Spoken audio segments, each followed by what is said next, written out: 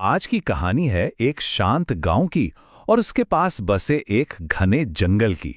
कहानी एक ऐसे रास्ते की है जो दिन में तो बहुत सीधा साधा लगता है, लेकिन रात होते ही उतना ही ज्यादा रहस्यमयी हो जाता है। तो चलिए सुनते हैं जंगल वाले रास्ते के साए की ये दास्तां। कहानी की शुरुआत होती है भैरवपुर नाम के एक छोटे से गांव से। जरा सोचिए, एक ऐसी जगह जहां जिंदगी की रफ्तार बहुत धीमी थी। लोग सूरज के साथ ही जाग जाते थे और जैसे ही शाम होती सब अपने अपने घरों में चले जाते। माहौल में एक अजीब सी शांति थी, मानो वक्त भी यहां आकर सुस्ता रहा हो। और इसी शांत से गांव में रहती थी हमारी कहानी की नायिका गौरी, एक ऐसी लड़की जिसकी जिंदगी उम्मीदों और खुशियों से लबरेज थी। लेकिन उसे क्या पता था कि ये खामोशी और ये शांति ज्यादा दिनों तक टिकने वाली नहीं है। गौरी की दुनिया भी बड़ी दिलचस्प थी, जो किताबों और खेल के मैदान के बीच ही बसती थी। वो जितनी आसानी से हिंदी की कविताएं समझ लेती थी, उतनी ही तेजी से गणित के मुश्किल सवाल भी हल कर देती थी। और जब वो गांव के मैदान में कबड्डी खेलती या दौड़ लगाती, तो बस सब देखते रह जाते। वो सिर्फ होशियार नहीं थी, वो तो अपने गांव का गौरव थी। तो कुल मिलाकर कहें तो उसका बचपन एक खूबसूरत सपने जैसा था। चारों तरफ हंसी, दोस्त, कामयाबी, हर तरफ बस खुशियां ही खुशियां। पर हर कहानी में एक मोड़ तो आता ही है, और गौरी की कहानी का वो अहम मोड़ बस आने ही वाला था। तो अब कहानी में एक नया मोड़ आता है। गौरी का स्कूल खत्म हो चुका था और उसने कॉलेज की दुनिया में अपना पहला कदम रखा। लेकिन ये सिर्फ एक नया सफर नहीं था, बल्कि ये उस रास्ते की शुरुआत थी जो उसकी जिंदगी को हमेशा हमेशा के लिए बदलने वाला था। गौरी की दुनिया अब पूरी तरह से बदल चुकी थी। सोचिए, जहां स्कूल सिर्फ 2 किलोमीटर की दूरी पर था, वहीं कॉलेज का सफर था पूरे 8 किलोमीटर का। वो जाने पहचाने चहल पहल वाले रास्तों की जगह अब एक सुनसान जंगल ने ले ली थी। और जो कल तक एक आसान सी दिनचर्या थी, वो अब रोज की एक बड़ी चुनौती बन गई थी।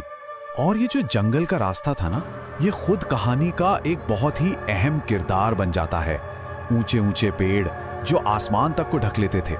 दिन में भी वहां एक अजीब सा सन्नाटा पसरा रहता था, और जैसे जैसे सूरज ढलता, वो रास्ता एक अनजाने अजीब से डर से भर जाता था।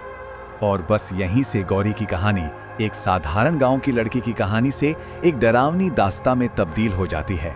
डर की पहली आहट अब सुनाई देने वाली थी। तो एक शाम की बात है, गौरी कॉलेज से लौट रही थी। सूरज लगभग ढल चुका था और जंगल में अंधेरा गहराने लगा था। उसी सुनसान रास्ते पर चलते चलते उसे अचानक महसूस हुआ कि वो अकेली नहीं है। उसे ऐसा लगा जैसे सूखी पत्तियों पर किसी के कदमों की आहट आ रही है। ठीक उसके पीछे उसका दिल जोर जोर से धड़कने लगा।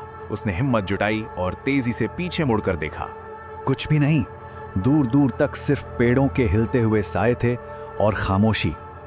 लेकिन गौरी का दिल जानता था, उसने जो महसूस किया था वो उसका वहम नहीं था। और बस यही वो पल था जब उस अनजाने खौफ ने पहली बार उसके दिल में घर बनाया। जो सिर्फ एक हल्की सी आहट से शुरू हुआ था, वो अब एक ऐसा सिलसिला बन गया जिसे तोड़ना नामुमकिन लग रहा था। डर का वो घेरा गौरी को धीरे धीरे अपनी चपेट में ले रहा था। और ये खौफ वक्त के साथ और भी गहरा होता चला गया। पहले महीने तो उसे बस पत्तों की अजीब सरसराहट या दूर से आती किसी की हंसी की आवाजें सुनाई देती। दूसरे महीने तक तो अंधेरे में से कोई साफ साफ उसका नाम पुकारने लगा, गौरी। और तीसरे महीने आते आते वो साया अब हकीकत बन चुका था।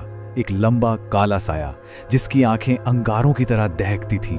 वो साया अब सिर्फ उसे डरा नहीं रहा था, वो उसके कानों में फुसफुसाता था, एक ऐसी आवाज में जो गौरी की रूह कंपा देती थी। वो आवाज कहती थी, तू मेरी है। और इसका असर गौरी पे बहुत बुरा पड़ रहा था। आप देख सकते हैं उसकी खुशियां और पढ़ाई पर ध्यान दोनों तेजी से कम होने लगे, और उनकी जगह ले ली एक गहरे डर ने जो दिन ब दिन बढ़ता ही जा रहा था। वो हंसती खेलती लड़की अब खुद अपनी ही एक खामोश और सहमी हुई परछाई बनकर रह गई।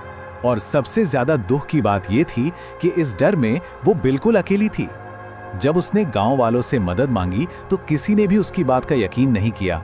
सबने यही कहा, यह सिर्फ तुम्हारा वहम है, और उसकी बात को टाल दिया। इस अकेलेपन ने उसके डर को और भी ज्यादा बढ़ा दिया। जब सारे दरवाजे बंद हो गए तो उसकी मां ने एक आखिरी उम्मीद के साथ कोशिश की। कहानी अब अच्छाई और बुराई के बीच एक आखिरी और निर्णायक लड़ाई की ओर बढ़ रही थी।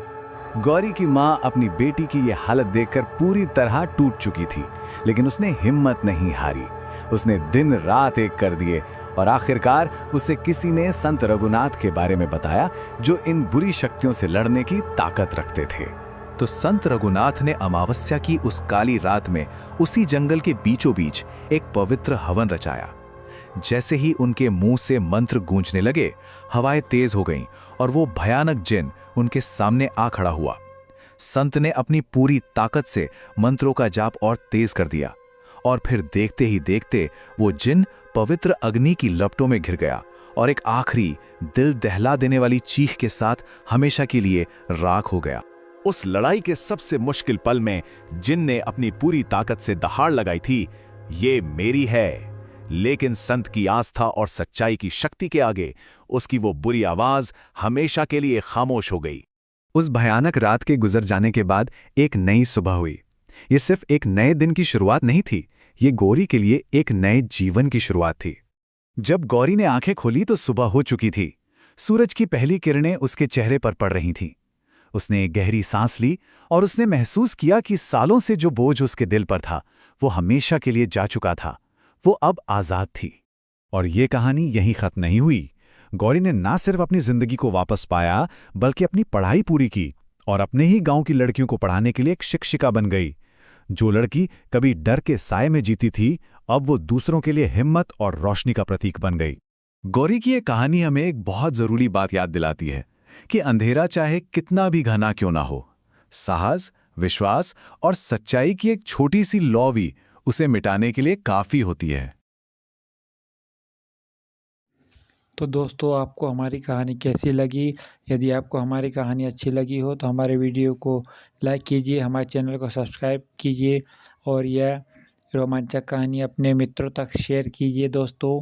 और आप किस शहर से हैं कमेंट में लिखना ना भूलें, और आप किस विषय पर कहानी देखना चाहते हैं वह भी कमेंट में ज़रूर लिखें, ताकि हम आने वाले अगले वीडियो में आपको उस टॉपिक पर कहानी बनाकर ला सके, बेहद ही सुंदर और रोमांचक। दोस्तों, कमेंट में श्री शिवाय नमस्तुभ्यं भी ज़रूर लिखिएगा। इसी के साथ फिर मिलेंगे दोस्तों अगले वीडियो के साथ। तब तक जय हिंद, भारत माता की जय, जय श्री राम।